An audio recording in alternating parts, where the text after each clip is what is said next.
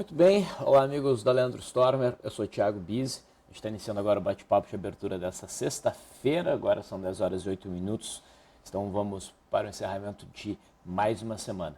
Nesse bate-papo, como de costume, a gente dá uma olhadinha na situação do índice Bovespa, do dólar, do mercado americano, como eles fecharam ontem, como eles estão fechando hoje, como está se comportando o mercado futuro, e assim a gente pode ter uma ideia do que esperar para o mercado de hoje. Enquanto isso, vocês podem participar enviando mensagens, onde vocês podem perguntar sobre as nossas técnicas de trade ou, enfim, pedir análise de algum papel que vocês tenham maior interesse. Ok? Então vamos lá. Deixa eu confirmar que o som está legal. Tudo certo. Então vamos ao mercado.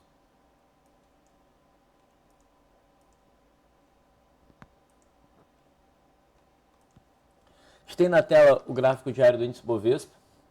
O índice Bovespa desenvolveu um repique curtinho até o momento, depois de ter testado o fundo de outubro. Ontem o mercado acusou o peso da média móvel de 21 períodos descendente. A gente teve um candle de indecisão, que não é um sinal de reversão importante. E a nossa dúvida para o mercado de hoje, uma dúvida bem genuína, era se o mercado prosseguiria um movimento de alta em busca do topo resistência de outubro ou se novamente cederia em busca do suporte do fundinho aqui também do finalzinho de outubro. O que provavelmente nos indicaria para que lado o mercado iria seria a perda mínima de ontem, estabelecendo um cenário mais baixista, ou a superação da máxima de ontem, estabelecendo um cenário mais altista. Como a gente pode ver, nesse início de mercado, a gente perdeu a mínima de ontem. Olhando no intraday, nós vemos o que? Nós vemos o rompimento desta congestão para baixo. Isso está quebrando a simetria altista que nós tínhamos. Isso abre agora uma simetria baixista em busca deste fundo aqui. E dada essa abertura, ela não sacramenta que o mercado vai para baixo. Isso nunca existe no mercado. Ela sugere. Como é que a gente pode se aproveitar desse movimento? A gente vê uma formação, essa primeira hora e pouquinho de negociação do mercado futuro, cria para nós um movimento lateral que a gente chama aqui de primeiro movimento, até mesmo de ilha aqui. O rompimento da mínima, um candle fechado abaixo desta mínima, daí sim, esse é o gatilho para a gente abrir posições vendidas no mini índice. Mas o mercado pode seguir por um caminho diferente. Ele pode, visto que há um gap pequeno em relação à linha d'água, a gente pode ter o rompimento da linha d'água para cima, o que estaria negando um cenário baixista, inicialmente estabelecido por essa abertura abaixo da linha d'água, estaria estabelecendo que o mercado iria subir. Daí a gente poderia pensar em compras no gráfico intradiário.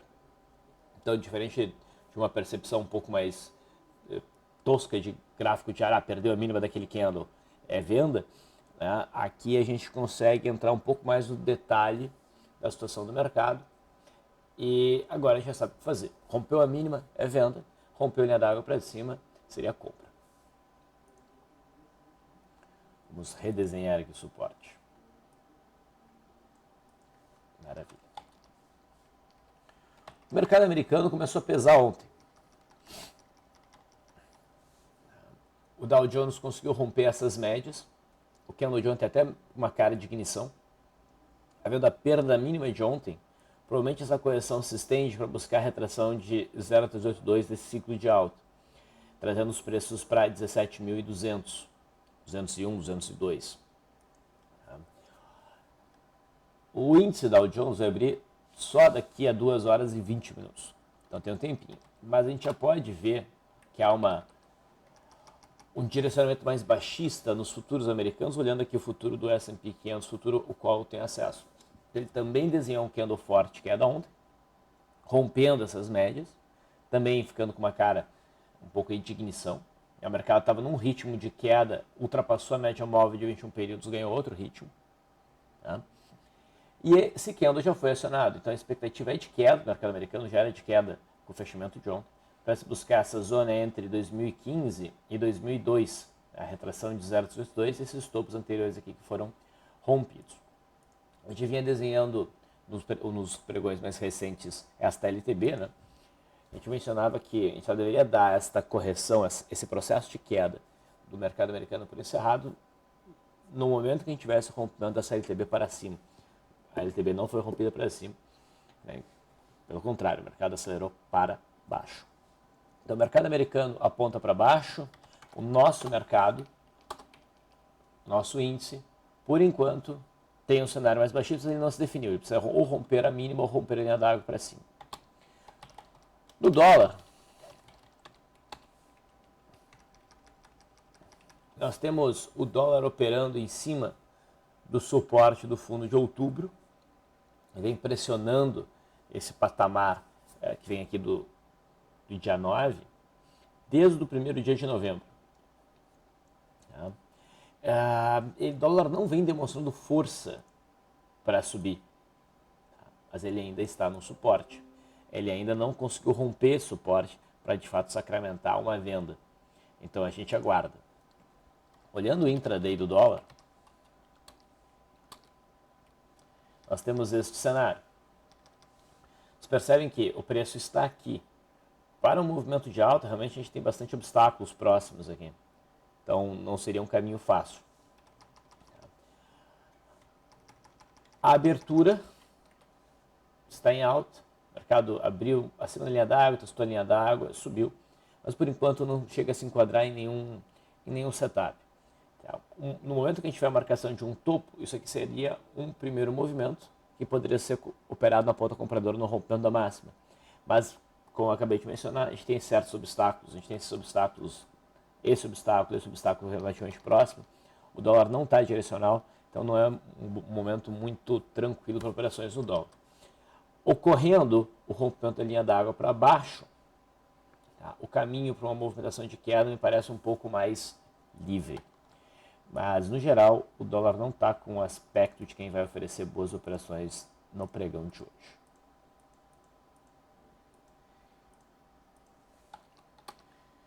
Tendo feito essa introdução, vamos dar uma olhadinha no mercado e começar a responder algumas perguntas. Eu só quero olhar dois gráficos aqui. A Gerdau abriu em baixa, abaixo da mínima de ontem. Com isso, aciona um cenário de venda pelo método BIS, um rompimento confirmado de suporte. Mas o papel ainda pode, no intraday, oferecer um rompimento de linha d'água para cima. Então, o cenário baixista não está ainda completamente firmado. E outro papel que fechou, podendo gerar uma venda, foi a PTR3. Se houver essa perda mínima de ontem, essa mínima já foi acionada. Então, a gente vê a PTR rompendo suporte, próximo das médias. Pode buscar o próximo aqui em 8,35. Também, então, opera abaixo da linha d'água, mas num cenário pior do que o de Gerdau, para uma tentativa de movimento de alta. Por quê? Porque não há o gap aberto para oferecer um bom rompimento de linha d'água. Então, esses papéis tinham, pelo fechamento de ontem, um potencial um pouco maior para movimentos de queda. A gente pode perceber que a Uzi Minas abriu sofrendo uma paulada de quase 6% já de imediato. Forma uma barra elefante? Forma uma barra elefante. Mas ela está muito distante para que a gente queira operar, muito distante da média móvel de um espírito que a gente queira operar. Mas se o mercado conseguir consolidar nessa região e depois oferecer um rompimento com maior proximidade da média, vai ficar interessante. E pode ficar interessante também para um rompimento de swing trade, dessa zona de suporte. Então, vamos acompanhar de perto.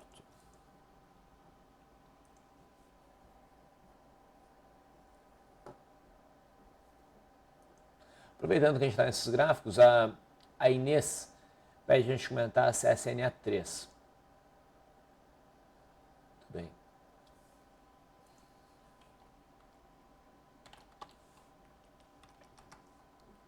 A CSNA também abriu num gap de baixo. Com essa movimentação, a gente pode puxar a resistência para cá. A gente sabe que o papel está numa zona meio complicada aqui para uma movimentação altista. Esta abertura vai testar a média móvel de 200 aqui embaixo e essa zona de suporte gap. Mas apesar disso, não gera um cenário muito tranquilo para tentar se aproveitar de um fechamento de gap, por exemplo, ou na direção contrária uma venda. Por enquanto, o CSNA não gera nada com essa movimentação. Eu ficaria de fora. Tá? Se o cenário fosse mais otimista, se o mercado tivesse aberto com outro humor, a CSNA tinha uma configuração muito melhor que os outros ativos ali do seu setor, tinha uma configuração interessante para um rompimento altista, o rompimento desse topo, com o rompimento dessa congestãozinha aqui, tudo junto. Poderia desenvolver um bom movimento de altas. O mercado foi na direção oposta. Então, dificilmente a gente vai conseguir se aproveitar daquela estrutura, daquele rompimento em CSNA. Dificilmente a gente vai ver esse rompimento.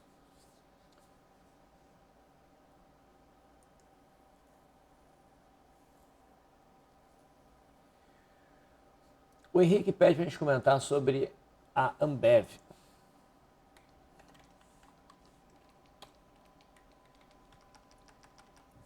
A Ambev está numa movimentação um pouco difícil. Né? Ela não está estabelecendo pernas direcionais muito amplas. E essas últimas pernas que ela vem desenhando de queda e de baixa, de queda e de alta, elas ficam sempre contra a média móvel de 20 períodos, tem sempre essas médias aqui no meio para atrapalhar. Ou seja, a Ambev está operando dentro de uma congestão. Em congestões, a gente tem que priorizar operações quando o mercado está no extremo das congestões, apostando que ele retorne para o miolo das congestões. A última oportunidade mais interessante que a gente teve em Ambev foi este martelo, testando o fundo de outubro, tá? Com um volumezinho legal, foi enquadrado uma operação de compra pelo método BISE, e o papel conseguiu evoluir em 3,3% de alta no movimento que se seguiu, acima da máxima daquele candle. Né? Considerando que a volatilidade é 29,5%, então o alvo dentro do meu modelo seria de 2,95%. O alvo teria sido alcançado. A gente poderia matar toda a operação ali ou passar a ajustar stop para cada nova mínima. A gente estaria sendo estopado hoje pela perda mínima de ontem. Eu realmente não vejo nada a ser feito em Ambev do ponto de vista de swing trade. Está numa situação muito embolada. Olhando o intraday, o cenário não melhora tanto assim. No intraday, nos últimos pregões, a gente tem visto, nos últimos 2 pregões, a gente tem visto um movimento de congestão tanto no índice, tá? Quer dizer, no índice e, portanto, em boa parte dos papéis muito ligados ao índice, e Ambev é um deles. Então, o cenário aqui está meio complicado.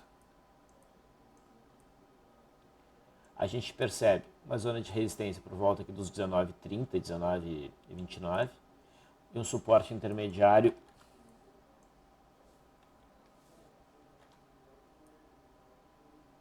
por volta aqui dos 18,74, mas o teste e suporte não, por si só não seria um ponto para uma compra, o rompimento também não. Então realmente o gráfico não está interessante para operações. Ponto.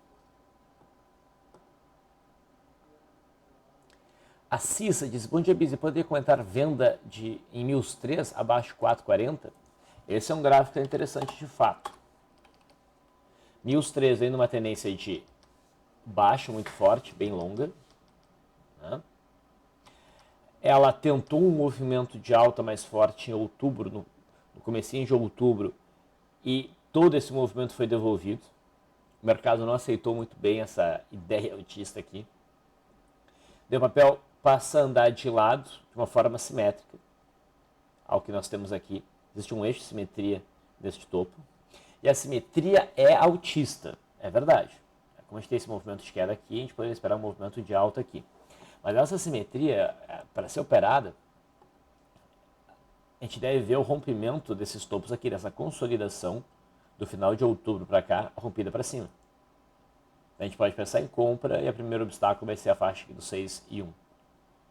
Mas a gente pode ter o rompimento para baixo dessa zona de suporte dos 4,40, que a Cissa mencionou. E se isso acontecer, vai ser um trade muito bom de rompimento. É a quebra de uma simetria. O ideal é que o rompimento se desse abaixo de 4,26 para não deixar nenhuma dúvida em relação a essa sombra. Mas, se a gente tiver um candle bonito rompendo pelo menos abaixo de 4,33, perdão, para mim já vai ser o suficiente. Principalmente se esse candle for capaz de abrir a banda inferior que está inclinada para cima, fazer ela ficar inclinada para baixo. Daí esse é um rompimento interessante. Estamos aguardando.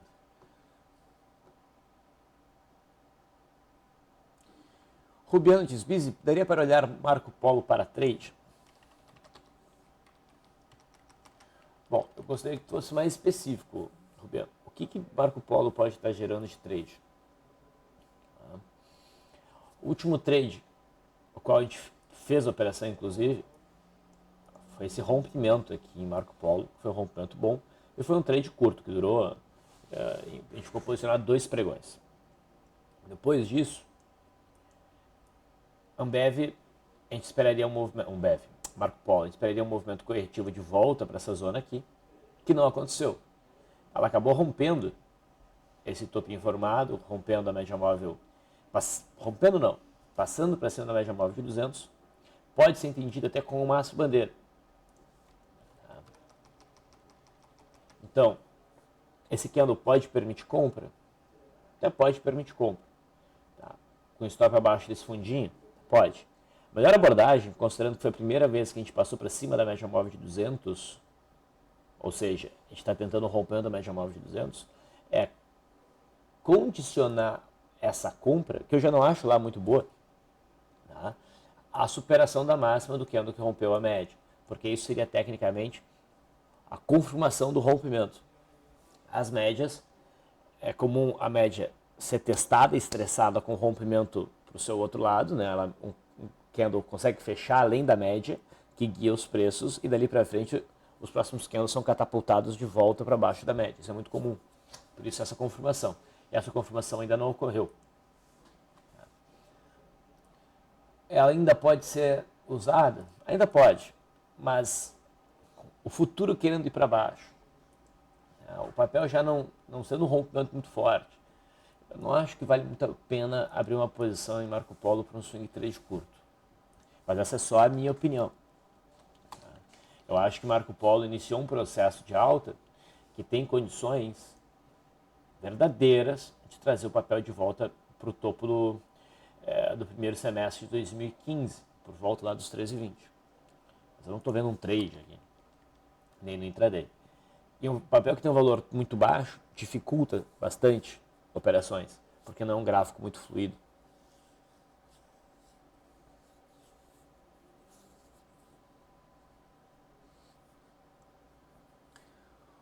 Wellington Chaves ali no Last Live diz, Biz, o que você acha de Itaúsa para fechamento de gap no intraday? Gap pequeno, mas parece que vai fechar. Eu não gosto do que eu estou vendo aqui. Primeiro porque é um gap pequeno, o cenário do mercado como um todo é baixista, como a gente está vendo pelas aberturas, principalmente pelo comportamento do futuro. Essa abertura traz o preço abaixo de todas essas médias, em especial abaixo da média móvel de 200. Tá? E existe um gap aqui também para ser fechado. É muito fácil para Itaúsa, do ponto que está, com essa pouca distância para a média, tá? Sofrer uma paulada para buscar a faixa do 7,35. Não me parece uma boa operação. Tá? Eu preferiria muito mais buscar compra no rompimento da linha d'água. Tá? Então, isso foge de um cenário que me agrade.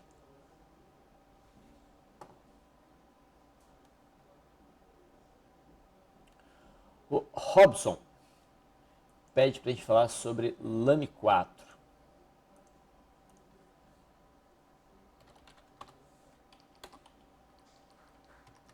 Outro papel que está embolado, no meio da sua congestão, não tem muito o que ser feito. A gente tem suporte em 16,75, ponto mais crítico. E já estamos numa resistência de curto prazo em 18,12, são esses topinhos aqui. Considero mais importante a resistência em 18,65. E repara que logo depois a gente vai ter a resistência do topo de 2012, por volta dos 19,50. Na verdade, se tu olhar de forma mais afastada, Lame opera há vários anos, tá, abaixo desses 19,50. Operar na compra próxima dessa zona não parece interessante. Parece interessante torcer para que o papel consiga produzir o rompimento dessa faixa, e o dia que esse rompimento acontecer, a gente vai ter uma compra muito forte. Porque é um papel que opera 1, 2, 3, 4, 5, 6 anos de lado entre 11,50 e 19,50. Então tem muito potencial aí. O mercado está muito tempo parado. Mas se ele conseguir se definir para um lado ou para o outro, ele deve fluir forte.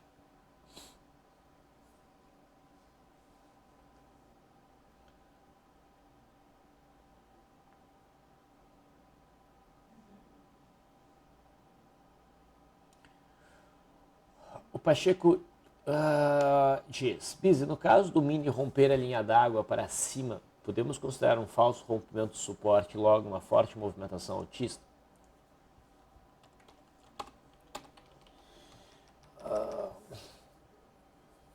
Eu, na minha experiência empírica, esses rompimentos de abertura, gap, fora o primeiro movimento, tendo rompido para cima aqui, não necessariamente o mercado não fica com aquela cara de que foi um rompimento falso, que o mercado deve explodir no movimento de alta. Acho que a gente não tem o cenário para isso. Tá? Inclusive, um rompimento de linha d'água para cima, claro que a gente operaria, mas percebe que as médias andavam todas de lado, com essa movimentação todas inclinaram para baixo. Elas estão todas muito próximas do preço. Todas elas são obstáculo para o preço, mesmo que ele venha romper a linha d'água e com isso dar uma sinalização altista. Então, não me parece provável ver aquele movimento mais forte, mais acelerado de mercado. A gente deve ter um movimento normal. Eu não esperaria muito desse trade, não.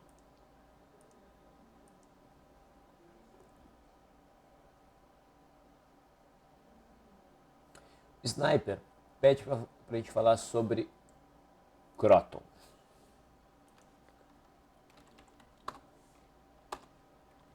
Croton tentou ontem, né, o rompimento dessa faixa de 10,80 mais ou menos, tinha máxima ali em R$11 e não conseguiu. Se tivesse conseguido romper, ficaria um rompimento bonito, ia ter bastante volume, a gente já está próximo das médias, a gente já ter rompido já a média móvel de 200, a média de 20 períodos estaria próxima. Enfim, o próximo alvo seria muito claro aqui em cima, mas não conseguiu.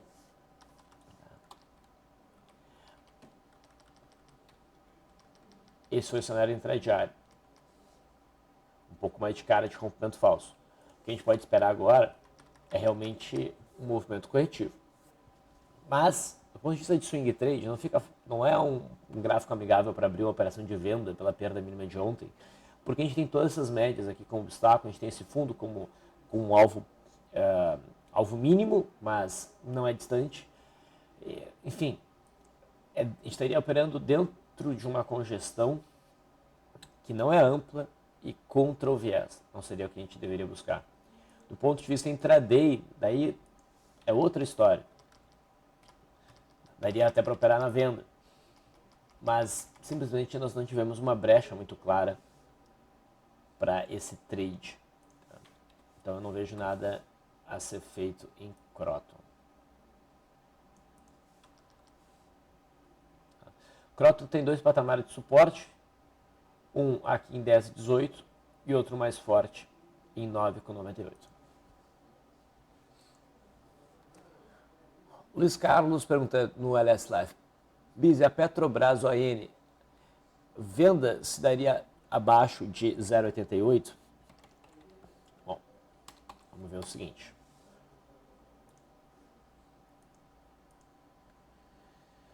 Se tu está se orientando pelo farol,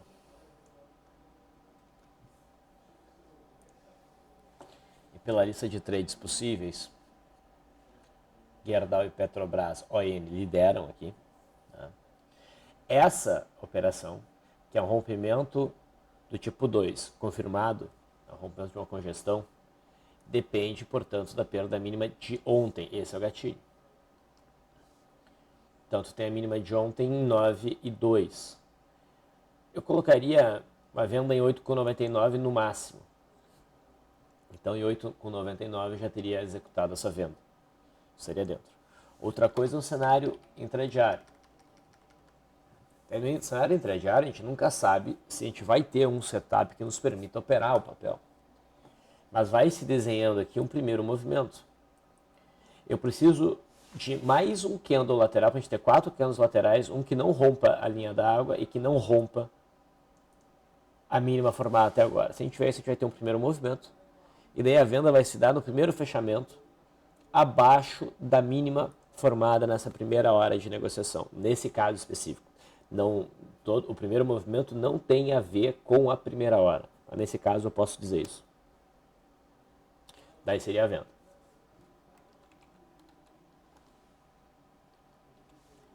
A mesma coisa em PETR4, na PN. Vai se desenhando aqui o primeiro movimento, a gente poderia operar o rompimento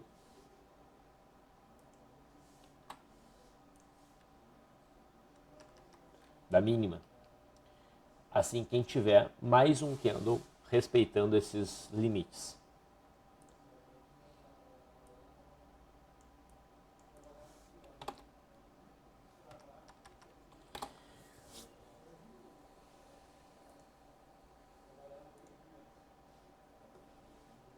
Cascudo diz, bom dia, Biz, concorda que o suporte no intraday da UGPA3 fica em 67? Bom, primeiro o GPA3 opera dentro de um retângulo, onde o ponto no gráfico diário, né, onde o ponto crítico de suporte é 66,50, mas o suporte estende até essas sombras aqui, nos 65 e 85 mais ou menos. A resistência, ponto crítico é 70,27, 70,30, vamos arredondar, mas se estende até aquelas sombras em 71,34. No intraday, 67, suporte em um GPA, é um suporte intermediário. Que a gente tira desse fundinho aqui. Eu não me animaria, por conta disso, a tentar comprar aqui. O papel está com viés baixista no intraday e está querendo montar o primeiro movimento que deve levar os preços para baixo. Tá? Compras em GPA 3, do ponto de vista dos modelos que a gente opera no intraday, somente por enquanto, né? Somente no rompimento da linha d'água aqui, essa inverte para cima. Tá? O suporte significativo está aqui embaixo. O suporte intermediário em 67. E o ponto crítico é 66,10, 66. Aqui faz mais sentido o sujeito se arriscar numa operação de compra, mesmo contra as médias.